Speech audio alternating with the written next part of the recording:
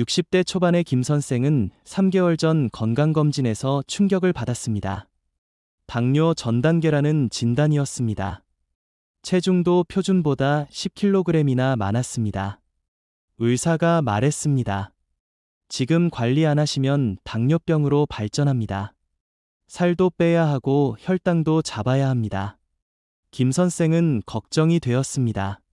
평생 밥을 좋아했는데 이제 밥을 줄여야 한다니. 하지만 어쩔 수 없었습니다. 건강이 우선이었으니까요. 김 선생은 저녁 식사를 바꾸기로 했습니다. 친구의 추천으로 특별한 음식을 먹기 시작했습니다. 그런데 놀라운 일이 벌어졌습니다. 3개월 만에 체중이 8kg 줄었습니다. 혈당도 정상 범위로 돌아왔습니다. 도대체 김 선생이 먹은 음식은 무엇일까요? 오늘 여러분께 들려드릴 이야기는 저녁밥 대신 먹으면 살도 빠지고 혈당도 잡는 놀라운 음식에 관한 것입니다. 끝까지 들으시면 여러분도 김 선생처럼 건강을 되찾을 수 있습니다. 김 선생이 건강검진을 받은 것은 3달 전이었습니다. 정기 검진이었습니다. 별 문제 없을 거라고 생각했습니다. 하지만 결과는 달랐습니다. 공복 혈당이 높았습니다. 당뇨 전 단계였습니다. 체중도 많이 나갔습니다. 의사가 심각한 표정으로 말했습니다. 지금부터 식단 관리를 하셔야 합니다. 특히 저녁 식사를 조심하세요. 저녁에 탄수화물을 많이 먹으면 혈당이 급격히 오릅니다. 밤에는 활동량이 적어서 칼로리 소모도 적습니다. 그래서 살이 찝니다. 김 선생은 집에 돌아와 고민했습니다. 저녁을 어떻게 먹어야 할까? 밥을 안 먹으면 배가 고플 텐데. 그렇다고 굶을 수는 없었습니다. 나이가 있는데 무리하면 오히려 건강에 나쁠 수 있었습니다. 김 선생은 아내와 상의했습니다. 여보, 저녁을 어떻게 먹어야 할까요? 아내가 말했습니다. 친구한테 들었는데 두부가 좋다고 해요. 저녁에 밥 대신 두부를 먹으면 살도 빠지고 혈당도 안 오른대요. 김 선생은 반신반의했습니다. 두부로 저녁을 먹는다고? 그게 가능한가? 배가 고프지 않을까? 하지만 시도해보기로 했습니다. 다음 날 저녁부터 밥 대신 두부를 먹었습니다. 처음에는 어색했습니다. 밥이 없으니 허전했습니다. 하지만 두부를 다양하게 조리하니 괜찮았습니다. 구워서 먹기도 하고 찌개에 넣어 먹기도 하고 샐러드로 먹기도 했습니다. 생각보다 포만감이 있었습니다. 단백질이 풍부해서 배가 오래 갔습니다. 일주일이 지났습니다. 김 선생은 체중계에 올라갔습니다. 1kg이 빠졌습니다. 놀라웠습니다. 겨우 일주일 만에 1kg이나.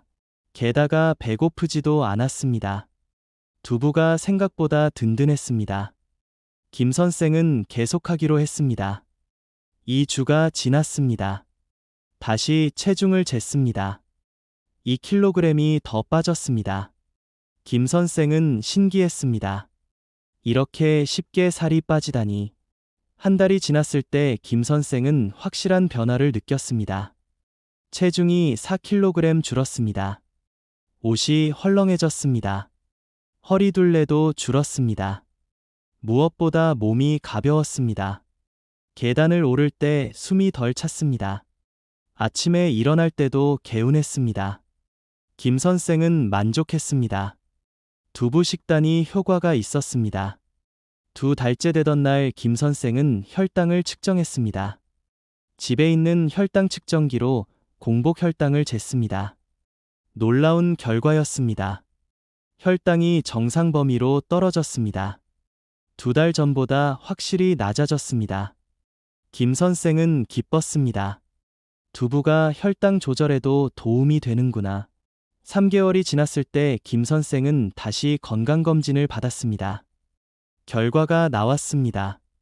체중이 8kg 줄었습니다. 공복 혈당도 정상 범위로 돌아왔습니다. 의사가 놀라며 물었습니다. 어떻게 하셨어요? 이렇게 빨리 좋아지다니. 김 선생이 대답했습니다. 저녁에 밥 대신 두부를 먹었습니다. 의사가 고개를 끄덕였습니다. 아주 좋은 선택을 하셨네요. 두부는 단백질이 풍부하고 탄수화물이 적습니다. 게다가 칼로리도 낮습니다. 체중 감량과 혈당 조절에 최고입니다. 김 선생은 친구들에게 자랑했습니다. 나 두부로 살 8kg 뺐어. 혈당도 정상으로 돌아왔어. 친구들이 놀라며 물었습니다. 정말 어떻게 먹는데? 김 선생이 설명했습니다. 저녁에 밥 대신 두부를 먹는 거야. 다양하게 조리하면 맛있어. 게다가 배도 안 고파.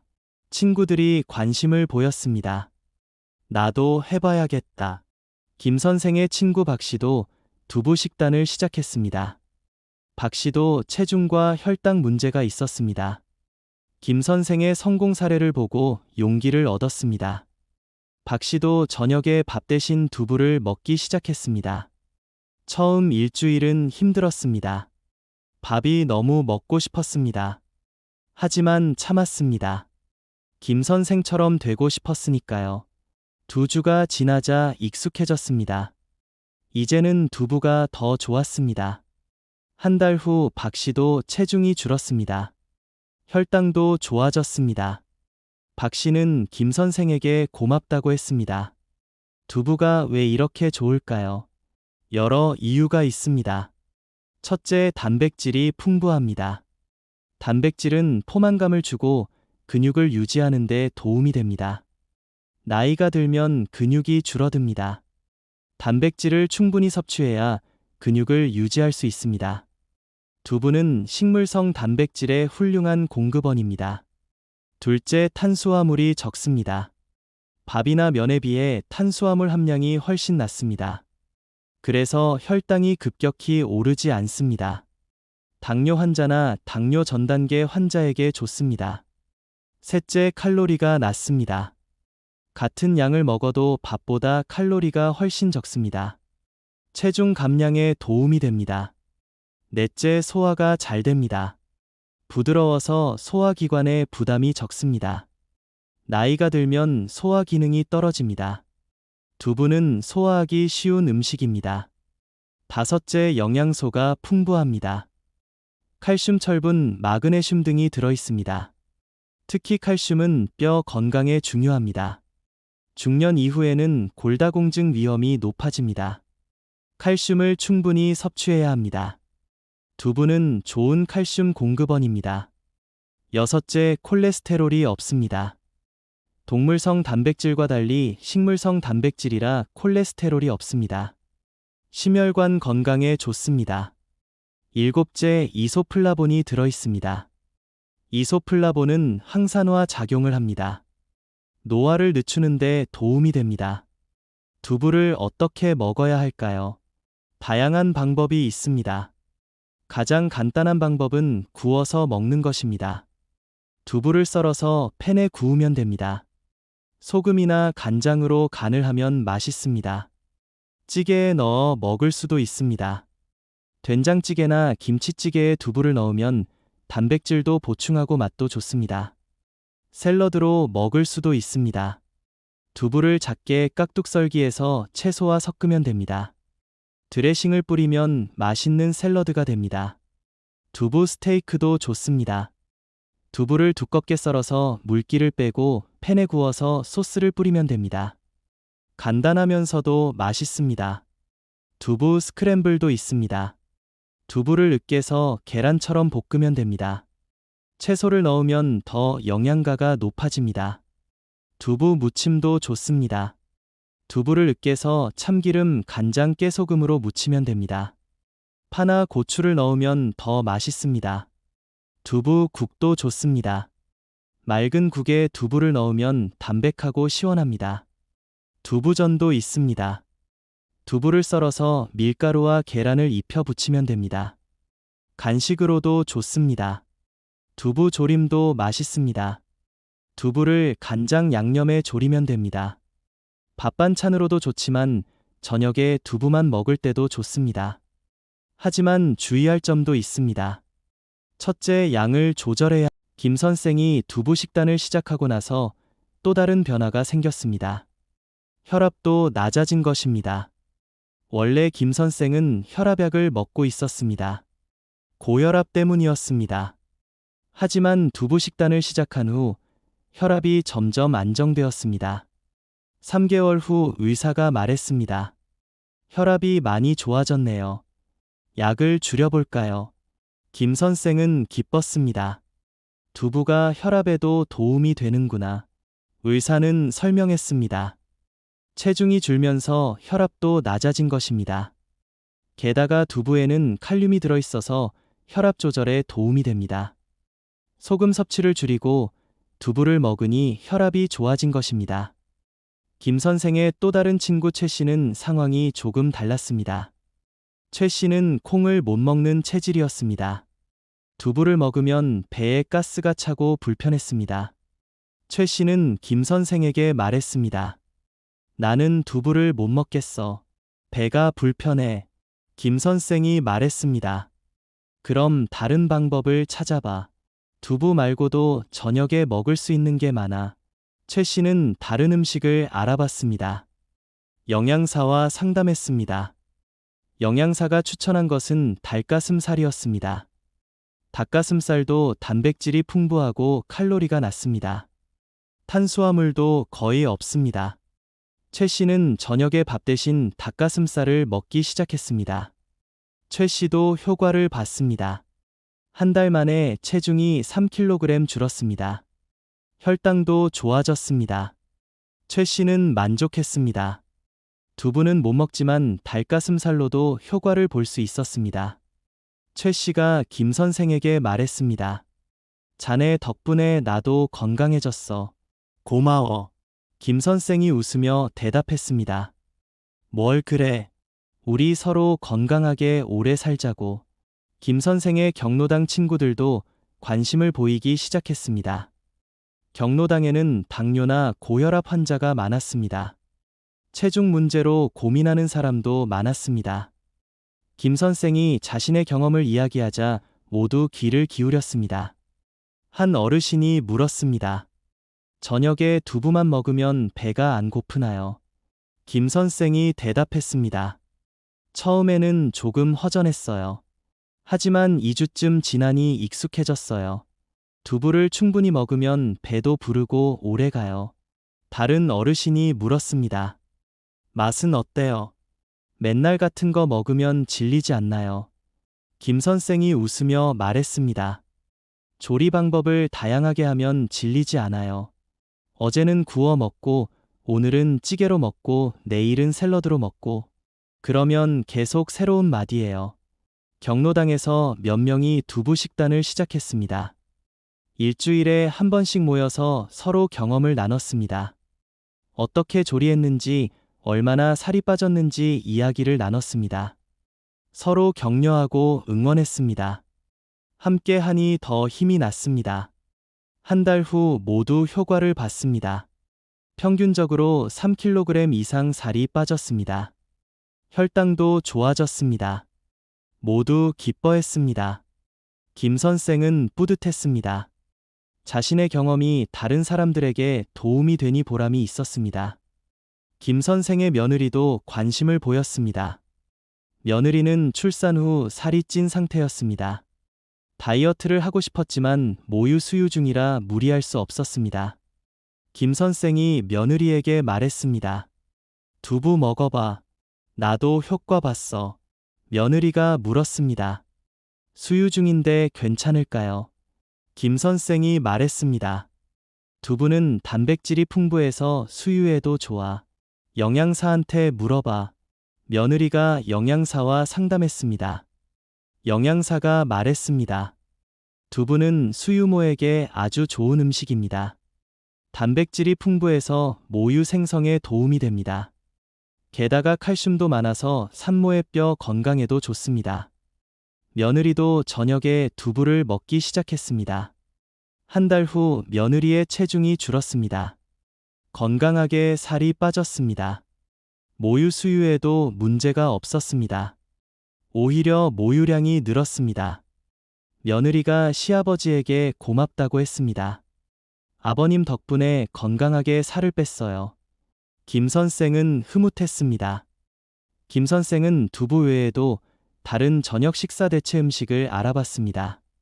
계란도 좋은 선택이었습니다. 계란은 완전 식품이라고 불립니다. 영양소가 골고루 들어 있습니다. 단백질이 풍부하고 칼로리도 적당합니다. 저녁에 삶은 계란이나 계란찜을 먹는 것도 좋습니다. 다만 콜레스테롤이 있으니 하루 한두 개 정도가 적당합니다. 생선도 좋은 선택입니다. 특히 흰살 생선이 좋습니다. 단백질이 풍부하고 지방이 적습니다. 소화도 잘 됩니다. 저녁에 구운 생선이나 생선찜을 먹으면 좋습니다. 등푸른 생선도 좋지만 지방이 조금 있으니 양을 조절해야 합니다. 채소도 중요합니다. 두부나 단백질 음식과 함께 채소를 충분히 먹어야 합니다. 채소는 식이섬유가 풍부해서 포만감을 줍니다. 칼로리도 낮고 영양소도 많습니다. 다양한 색깔의 채소를 먹는 것이 좋습니다. 녹색 채소, 빨간 채소, 노란 채소 등을 골고루 먹으면 영양 균형이 맞습니다. 해조류도 좋습니다. 미역, 다시마, 김 등은 칼로리가 낮고 미네랄이 풍부합니다. 특히 우오드가 많아서 갑상선 건강에 좋습니다. 식이섬유도 많아서 변비 예방에 도움이 됩니다. 저녁에 미역국이나 김 반찬을 먹으면 좋습니다. 버섯도 훌륭한 선택입니다. 버섯은 칼로리가 거의 없습니다. 식이섬유가 풍부하고 비타민도 많습니다. 특히 비타민 D가 들어있어서 좋습니다. 다양한 버섯을 볶아서 먹거나 찌개에 넣어 먹으면 좋습니다. 견과류는 소량 섭취하면 좋습니다. 견과류는 좋은 지방과 단백질이 들어있습니다. 하지만 칼로리가 높으니 조금만 먹어야 합니다. 한 줌 정도가 적당합니다. 저녁 식사에 곁들이거나 간식으로 먹으면 좋습니다. 요거트도 좋은 선택입니다. 무가당 플레인 요거트가 좋습니다. 단백질과 유산균이 들어있어서 소화에 도움이 됩니다. 저녁 식사 후 디저트로 먹거나 과일과 함께 먹으면 좋습니다. 김 선생은 이런 음식들을 번갈아가며 먹습니다. 월요일은 두부, 화요일은 닭가슴살, 수요일은 생선 이런 식으로 다양하게 먹습니다. 그러면 질리지 않고 영양도 골고루 섭취할 수 있습니다. 김 선생은 이제 저녁 식사가 즐겁습니다. 밥을 먹을 때보다 오히려 더 다양한 음식을 먹게 되었습니다. 김 선생은 운동도 병행합니다. 저녁 식사만 바꾼다고 해서 완벽하지 않습니다. 운동을 함께 해야 효과가 더 좋습니다. 김 선생은 매일 30분씩 걷습니다. 저녁 식사 후 소화도 시킬 겸 산책을 나갑니다. 운동을 하니 체중 감량 효과가 더 좋습니다. 근육도 유지됩니다. 건강도 더 좋아집니다. 김 선생은 물도 충분히 마십니다. 하루에 8잔 정도 마십니다. 물을 많이 마시면 신진대사가 활발해집니다. 노폐물 배출에도 도움이 됩니다. 포만감도 주어서 과식을 막습니다. 김 선생은 아침에 일어나자마자 물 한 잔을 마십니다. 식사 전에도 물을 마십니다. 그러면 식사량이 자연스럽게 줄어듭니다. 김 선생은 수면도 중요하게 생각합니다. 충분히 자야 호르몬 균형이 맞습니다. 수면이 부족하면 식욕이 증가합니다. 특히 단 음식이 당깁니다. 김 선생은 밤 11시 전에 잠자리에 듭니다. 7시간 이상 잡니다. 잘 자고 나면 몸이 가볍고 기분도 좋습니다. 김 선생은 스트레스 관리도 합니다. 스트레스를 받으면 폭식하게 됩니다. 특히 저녁에 과식하기 쉽습니다. 김 선생은 스트레스를 받으면 산책을 나갑니다. 친구를 만나 이야기를 나눕니다. 취미 생활을 합니다. 그러면 스트레스가 풀립니다. 폭식하지 않게 됩니다. 김 선생은 정기적으로 건강검진을 받습니다. 3개월마다 혈당과 체중을 체크합니다. 1년에 한 번은 종합검진을 받습니다. 자신의 건강 상태를 정확히 알아야 관리할 수 있습니다.